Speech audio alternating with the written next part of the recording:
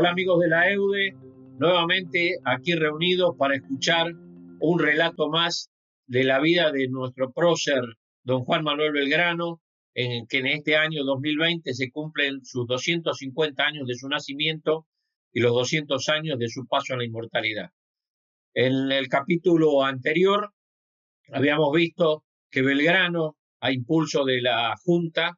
había sido enviado al Paraguay a difundir las ideas libertarias, a tratar de lograr que ese nuevo gobierno estuviera de la mano con la Junta de las Provincias Unidas del Río de la Plata. Había combatido con escasos hombres tanto en Campichuelo, en Paraguarí, y se había retirado airoso en el combate de Tacuarí, tan famoso por el recordado tambor de Tacuarí, donde con 400 hombres había enfrentado airosamente a 2.500 paraguayos, logrando que en ese lugar se instalara por primera vez un lugar llamado el Cerrito de los Porteños, donde Belgrano se puso al frente para demostrar lo airoso que eran las tropas patriotas. Regresa Belgrano del Paraguay y, manteniendo fiel su costumbre de difundir las ideas, había creado, les recuerdo, el diario El Comercio, el Correo del Comercio, para ser más preciso. Lo había creado en marzo, el 3 de marzo de 1810, y a su regreso vuelve a difundir algunas notas. Entre ellas, dice Belgrano, que expongan igualmente todo lo que consideren conveniente para fomentar el comercio interior, ya franqueando los caminos que no son conocidos o transitados, ya facilitando el cultivo, consumo y extracción de varios frutos del país y adelantando la fábrica de sus manufacturas, pues creo que por estos medios recobrarán sus primeras esperanzas.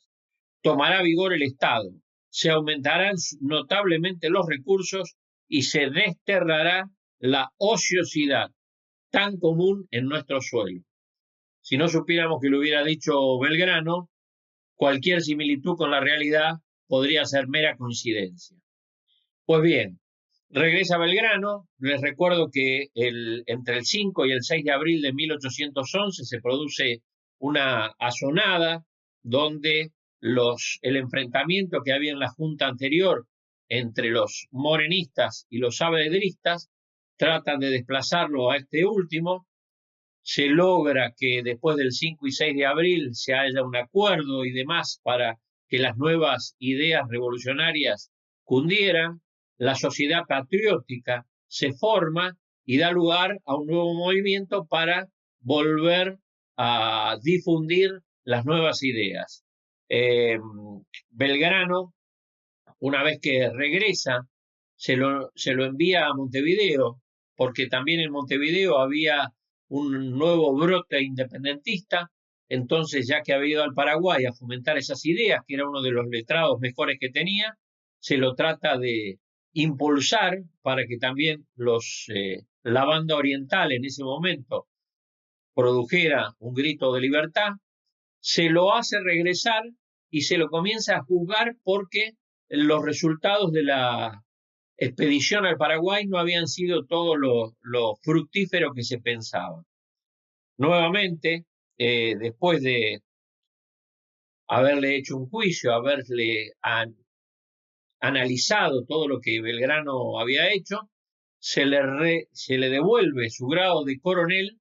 y se lo nombra a cargo de los patricios, del famoso Regimiento 1 de Patricios, en reemplazo de los antiguos jefes, en especial de Saavedra, el hombre que, como era denostado por no haber nacido en las Provincias Unidas, sino que era de Potosí, se lo hace que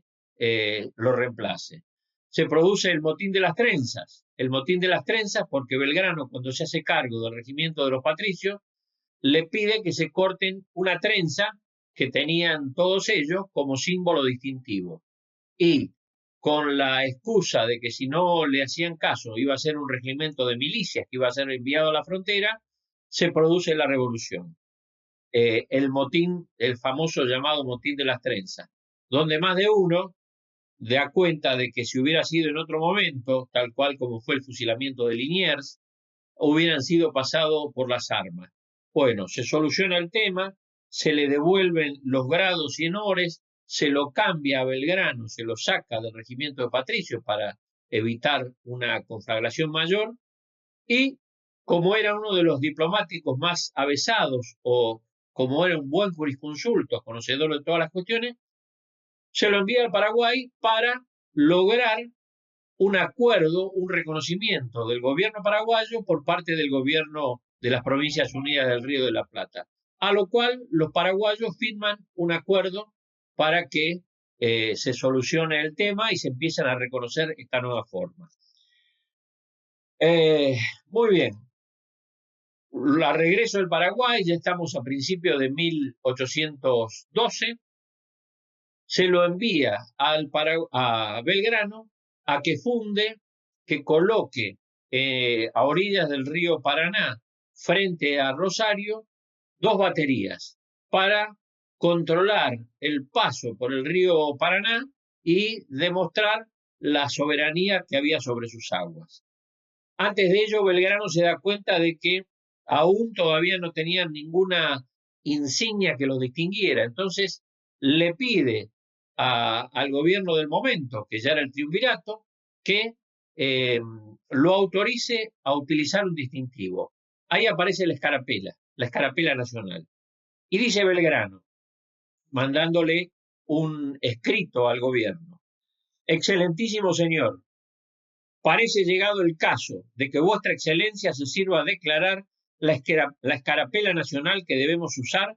para que no se equivoque con la de nuestros enemigos y no haya acciones que puedan sernos de perjuicio. A lo que el gobierno le recuerda y le devuelve un oficio diciéndole: el gobierno, en acuerdo de hoy, ha resuelto se haga, reconozca y use para la tropa la escarapela nacional de las Provincias Unidas del Río de la Plata, que deberá componerse de los 2 colores, blanco y azul celeste, quedando abolida desde esta fecha la roja con que antiguamente se distinguía. Este es el primer atisbo que hace Belgrano de lo que va a ser poquito más tarde, el 27 de febrero de 1812, la famosa creación que ya va a quedar en el relato de ustedes. Como dato anecdótico, sí, les quiero referir también lo que dice Belgrano. Cuanto años más adelante se da cuenta de que todas las banderas, que eran azul y blanca, no representaban a quienes iban al combate, para crear lo que hoy en día conocemos con nuestra bandera de guerra, utilizada, según Belgrano, para solamente las acciones militares. Y Belgrano le pide al gobierno, diciéndole: en la sesión de ayer, del día 25, ha sido sancionado que, sirviendo para toda bandera nacional los 2 colores blanco y azul, en el modo y forma hasta ahora acostumbrado, sea distintivo peculiar de la bandera de guerra un sol pintado en el medio de ella. Esto es una circular que produce Belgrano una vez que había logrado que se le autorizara. Señores, los dejo en el relato de Mitre sobre lo que es la creación de la bandera nacional. Les mando un gran abrazo y Dios mediante, nos vemos la semana próxima.